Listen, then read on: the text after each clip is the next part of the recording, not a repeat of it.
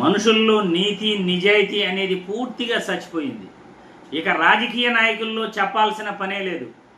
డబ్బుంటే చాలు ఏ గడ్డైనా తినచ్చు, డబ్బుంటే చాలు ఏ పనైనా చేయొచ్చు, డబ్బుంటే చాలు ఏ కేసులో నుండైనా బయటపడవచ్చు. ఈరోజు చంద్రబాబు నాయుడు స్కిల్ స్కామ్లో ఎలా బయటపడ్డాడో ఆమె నిజాలు చెప్పేసింది.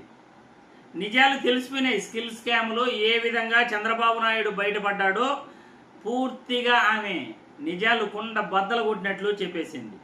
ఒక్కసారి ఈ వీడియో ఆమె ఏం మాట్లాడుతూ ఉందో ఒక్కసారి ఈ వీడియో.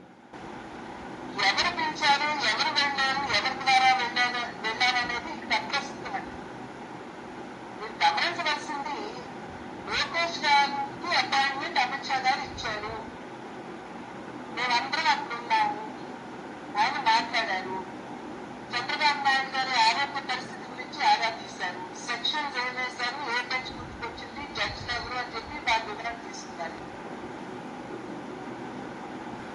చెప్పారుగా, నిజం చెప్పేశారు పూర్తిగా. లోకేష్ బాబు గారు అమిత్ షాను కలిసిన మాట వాస్తవమే. ఎవరి ద్వారా కలిశారు, ఎలా కలిశారు అనేది అప్రస్తుతం అంట. కానీ అమిత్ షాని కలిసిన మాట వాస్తవమే.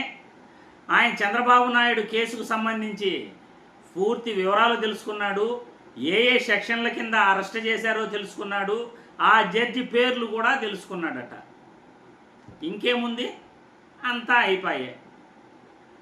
రికమెండేషన్లు ఉంటే, డబ్బు ఉంటే ఆ నాయకులు మన వాళ్ళైతే ఖచ్చితంగా ఈ దేశంలో ఏ పనైనా చేయొచ్చు.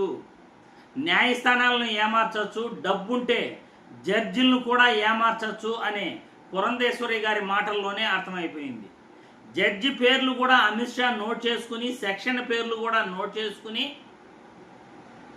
ఆయన ఇక చెయ్యాల్సిందంతా చేసేశాడు అని పురంధేశ్వరి గారి నోటు ఉండే మనం వింటున్నాం. లోకేష్ గారు అమిత్ షాను కలిసిన మాట నిజం. చంద్రబాబు నాయుడు జైల్లో ఉండగా లోకేష్ బాబు గారు 52 రోజులు ఢిల్లీలోనే ఉన్నమాట నిజం. అమిత్ షా అపాయింట్మెంట్ కోసం ప్రయత్నించింది నిజం. అమిత్ షాను కలిసింది నిజం.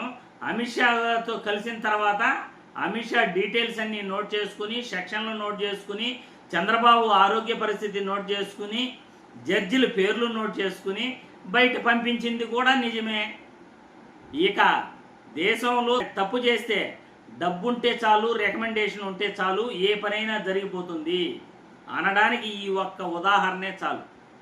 మన ప్రభుత్వాలు ఎలా ఉన్నాయి, మన నాయకులు ఎలా ఉన్నారు, వీళ్ళు ఎలా ఏడుస్తున్నారు, ఈ దేశాన్ని ఎలా భ్రష్ట పట్టిస్తున్నారు అన్నది పురంధేశ్వరి గారి మాటలను బట్టి అమిత్ షా, చంద్రబాబు వీళ్ళు ఒకరికొకరు ఎలా ఇచ్చిపుచ్చుకుంటున్నారో ఇప్పుడు చంద్రబాబు నాయుడు గారు రాహుల్ గాంధీతో హాట్లైన్ బంధంలో ఉన్నారు.